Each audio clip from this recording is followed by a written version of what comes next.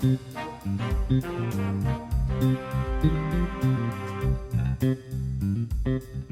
and welcome to Dollars and Cents, the Australia Institute podcast where we're talking about just what the hell is going on in the economy.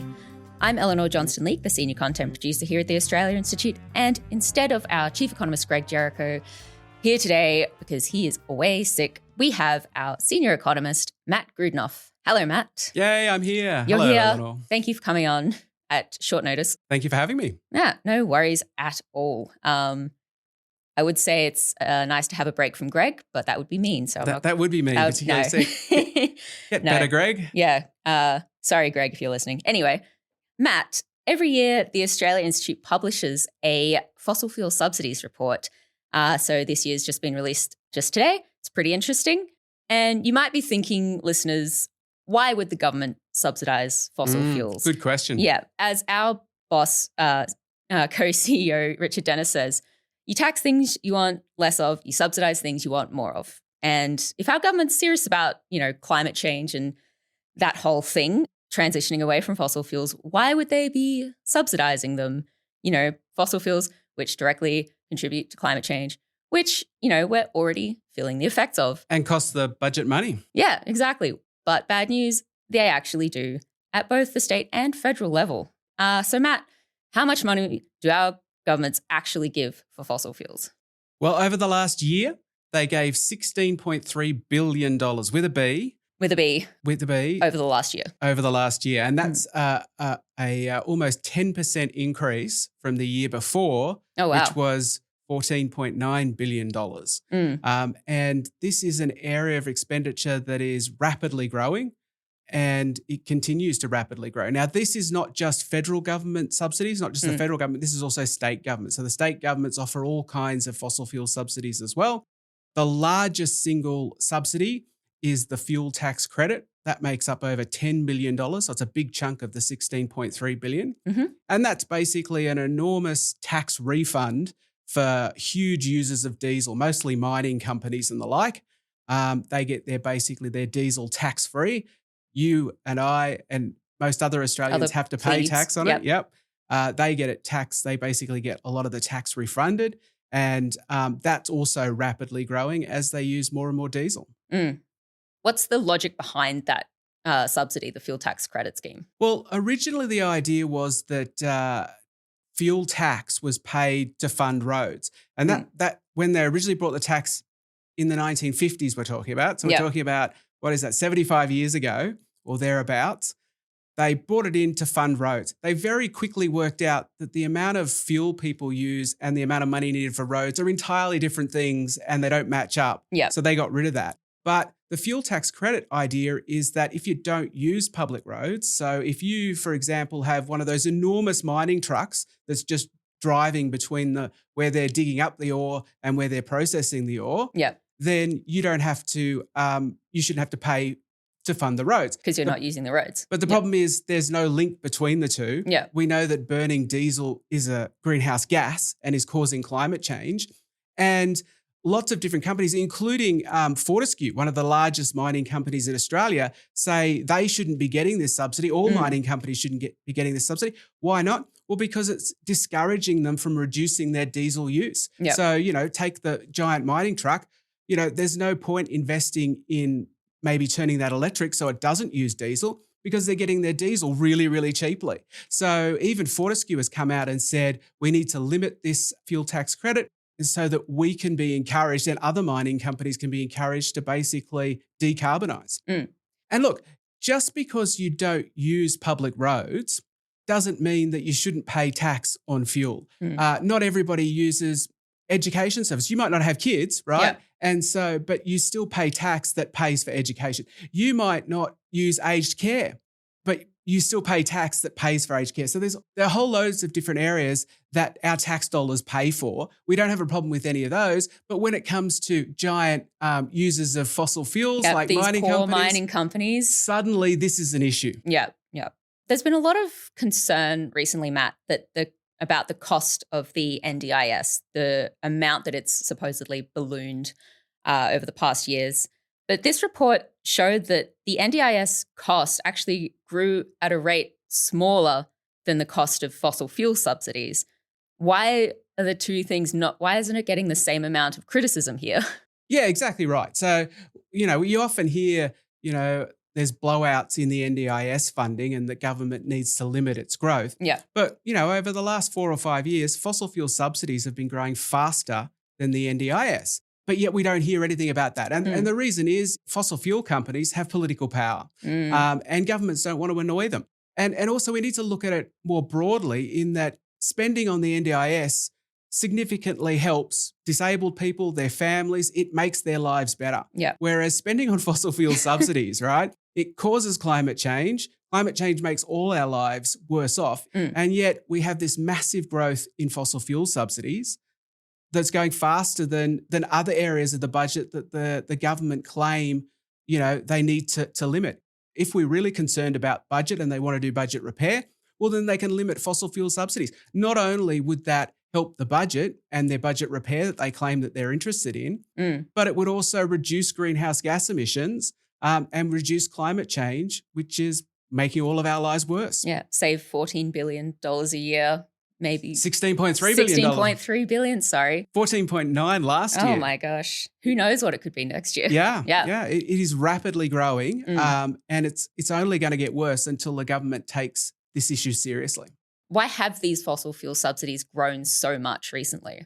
Part of it is the rapid growth in the fuel tax credits. So these big companies are using more and more diesel, not less, which you'd think, okay, if we're transitioning away from fossil fuels, perhaps, at least the growth should be slowing, but the growth is actually increasing. But also there's all kinds of state level stuff that is happening. So for example, in Queensland, they're spending a fortune building a new gas-fired power plant. In the Northern Territory, now this is amazing, and I'm not joking here, they are losing money selling gas. So right at this very moment, right? Yeah. Gas companies are making an absolute mozza, but the Northern Territory government buys at a fixed price super expensive gas because it's very expensive to mine and they guaranteed it. It's so expensive that they lost $100 million last year, then selling that gas on.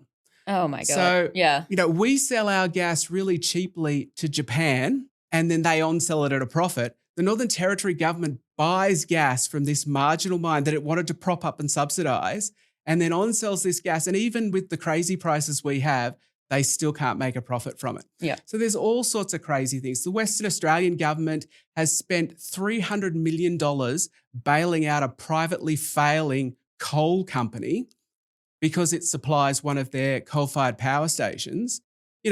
It's not just the federal government and fuel tax credits.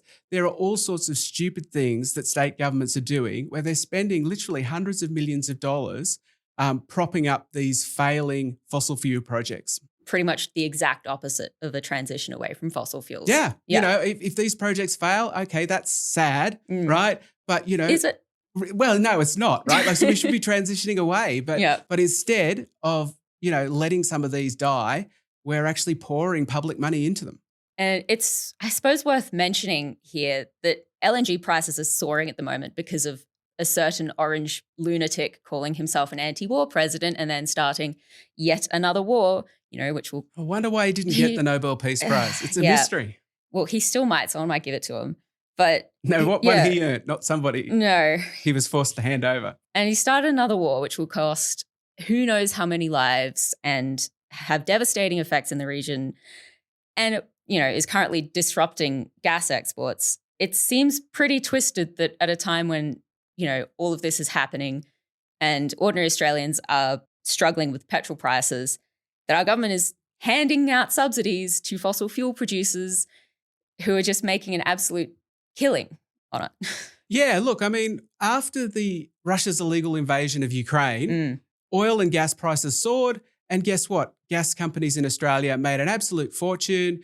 PRRT revenue, the petroleum resource rent tax, the tax they're supposed to pay when they're making spectacularly stupid profits, barely shifted. Yeah. Why? Because the industry basically designed the tax and they designed it so that they wouldn't have to pay it. Yeah, that old chestnut. Yeah. And look, you can almost see history repeating itself. And we're at the start of a cycle, cycle, to do right? That, yeah. You know, suddenly we have a war in the Middle East. If this continues on, oil prices, they've already shot up. They're likely to stay high for longer. Gas prices are linked to oil prices, so they've shot up. Yeah. They're likely to stay higher for longer. Guess what? Our gas companies, they're going to be making a mozza again. Not because, you know, they reduced their costs, not because they cleverly managed their companies, but because Donald Trump decided he wanted to blow stuff up in the Middle East. They're making billions of dollars. The economic case would be, well, we should tax those super profits. They didn't do anything to earn them. It's just by chance. Let the Australian public, who, let's remember, owns that gas, they should get a bigger share of this. They should get the major share of this. But no, in Australia, we do things differently. Let me put it like this. The soaring oil price, the people in Norway are going to benefit from this because the amount of money going into their sovereign wealth fund will grow. They will then be able to draw out more and they will get better health and education. If Norway's health and education system wasn't good enough already, they're going to get even better government services. In Australia, we will get virtually no extra revenue or very little extra revenue. And also we will all pay higher petrol and diesel and gas prices. And probably, if this war is sustained, electricity prices, because higher gas prices, we have some of our electricity produced or generated from gas, and that's likely to push up electricity prices. So, you know, we will be worse off despite the fact that we're one of the biggest gas exporters in the world. So what can the government do? Well, the government could tax the gas industry better, whether that's a tax on gas exports, whether that's a windfall profits tax. The government is not short of ways to bring in more revenue. If it brought in more revenue, then it could provide better services and support those that are being crunched by this cost of living crisis that's being driven by these higher gas and oil prices. Yeah, sure sounds better than just, you know, handing it away for free. Yeah, like at the moment, giant to be clear, corporations. These corporations, which are mostly foreign owned, are basically going to generate huge profits, and those profits are going to be exported along with the gas overseas. And Australia will get very, very little benefit. There's a run on fuel across Mayo. Despite fuel distributors working around the clock, many service stations are needing to restrict sales. What action is the government taking to stabilise domestic supply chains in regional communities like Mayo so that we're not left with empty bouses? It is important, Mr Speaker, for all honourable members, I think, to be clear with Australians that supplies to Australia continue strongly and that we continue to have our minimum stock obligation, which has not been accessed. We do acknowledge that even though there is certainly enough fuel overall, there's pressure in some areas, and so we're working closely with industry and the regulators and others to make sure that where there's pressure on supply chains that we're working as hard as we can to address them. In the wake of this war, concerns about fuel security have also been pretty rampant. Energy Minister Chris Bowen has been saying that Australia has an ample supply of fuel, but a lot of people are still concerned. I can't help but think Australia has heaps of gas. Why are we concerned about supply of gas in Australia? Yeah, so we're very good at digging it up, but what happens is because it's private companies digging it up, they just trade it at the world price. So if the world price goes up for something totally unrelated to Australia, the gas companies are not going to go, well, I could sell it at a massively inflated price, or I could be nice and just sell it at the price it was before this crisis. No, they're profit maximizing companies that want to earn a bigger return for their shareholders. So what they do is they jack their price up when the world price rises. To be clear, Australia, when it comes, so that's on the gas side, when it comes to petrol and diesel from oil, Australia doesn't get a lot of its oil through that area, coming out of that area. And so we haven't seen any interruption in supply. The government has pointed out that the amount of petroleum products coming into Australia hasn't changed. We have seen shortages, but that's mostly because people are worried and panic buying. It's a bit like toilet paper, right? We didn't suddenly... back in the day, in the COVID dark days, yes. Yeah, we didn't suddenly stop producing less toilet paper, right? There was no shortage in a supply sense of toilet paper. It was just that everybody was hoarding it. And so if that continues, you can only hoard so much petrol and diesel. Basically, when they finished hoarding, supplies will come back. But look, as far as price goes, again, like we just pay the international price. And if the international price goes up, then we will pay higher prices. So what can Australian governments do to make sure that Australia is fuel secure in this war? Yeah, look, I mean, I think what it highlights and you know, what the Ukraine war highlighted was that we're still dependent on these fossil fuels and we don't need to be. Yeah. Imagine 10 years ago, the government had pursued, Australian governments of both persuasions decided in a bipartisan way that they were going to pursue a policy where we were going to encourage everybody to get into electric vehicles, right? They've done that in a lot of the Nordic countries. And now some of those have got 25 to 50% of their car fleets are electric. Do you know how much more people are paying who have electric cars for fuel? The same, right? After this crisis, right? It hasn't gone up because they're not impacted by, you know, changes in oil prices. I think what we've learned, and like this is not a new lesson, right? This is 40, 50 years of history, is that relying on oil is dangerous. Like there's always seems to be crisis in oil, but we have the technology right now to limit our exposure to these kind of things. So if the government really wanted to do something, then it should be encouraging Australians to get off of oil. We don't need to be on oil. And guess what? If we did that, there are other benefits, not only just for households not having to pay every time, you know, some crazy person wants to bomb somewhere, but it would also reduce emissions, right? Limit the impact of climate change and make everybody's life better. Sounds good to me. Moving on to a different topic, I'd like to talk about AI, our old yet new nemesis. Australian investing in AI and also AI companies investing in Australia has been in the news lately. AI company Anthropic has announced that it will open an office in Sydney this week. And according to the AFR, its CEO met with the Assistant Technology and Digital Economy Minister Andrew Charlton recently to talk about investing in Australian data centres, which, you know, we love, take up so much room and water. Lots of water, lots of electricity. Yeah, that's exactly what Australia needs. The independent MP for Curtin, Kate Chaney, has asked the Treasurer, Jim Chalmers, in Parliament this week whether the upcoming budget will include more investment in AI opportunities and safety. Matt, can you just give us a brief overview? What is the government's approach to AI currently in terms of investment, minimising risks? Do they have a plan? I'm not sure they do. They seem to have a very hands-off approach. Most governments around the world do. It's kind of this feeling that maybe it's good and I don't want to limit it if it is really good, but it doesn't seem to be doing anything majorly good at the moment, a little bit around the edges. But, you know, if it's bad, then it's going to be bad. But so, you know, when governments are not sure what they're going to do, their default position is to do nothing, right? Like, but it's easier. They're going to let investment in. Yeah, exactly right. And yeah. Look, we've already seen in the numbers we get from the Australian Bureau of Statistics that investment in data centres in Australia has skyrocketed enough to, you know, shift total investment figures, private investment figures in Australia, and, you know, impact the economy. The problem is look, I don't think anybody would disagree that there is a massive bubble in AI. And we have this weird diametrically sort of opposed positions where, you know, maybe it'll all pay off and AI will be big and so therefore the investment will pay off. Or maybe AI is completely useless and it will all collapse. Yeah. I think what people don't understand is the bubble and the overinvestment is likely to burst even if AI is a success. And let me give you an example of that, right?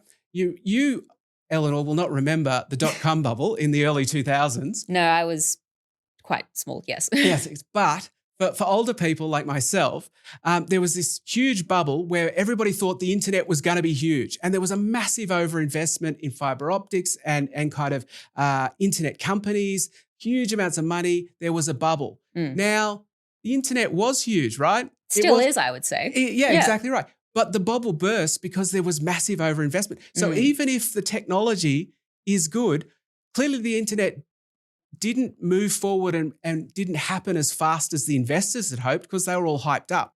And so when it burst, it did burst, but, you know, that doesn't mean the underlying technology was wrong. So whether you believe AI is, going to be great and transformative, or you don't. I tend to be on the skeptical side. But even if you believed that AI was going to be this massive success, the investment we see now is disproportionate to how much it could possibly pay back in the time required. So firstly, I think there is going to be an AI popping of this bubble, regardless of whether the technology works. So look, what does that mean? Well, it means a lot of these data centers are going to be stranded assets, right? Like people are pouring huge amounts of money into these data centers and not all of them are going to be needed. We won't know which data centers are going to be needed and which won't.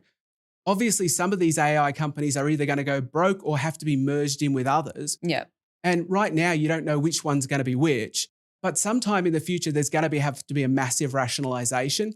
Some of these data centers are going to be stranded assets, which is going to be incredibly wasteful.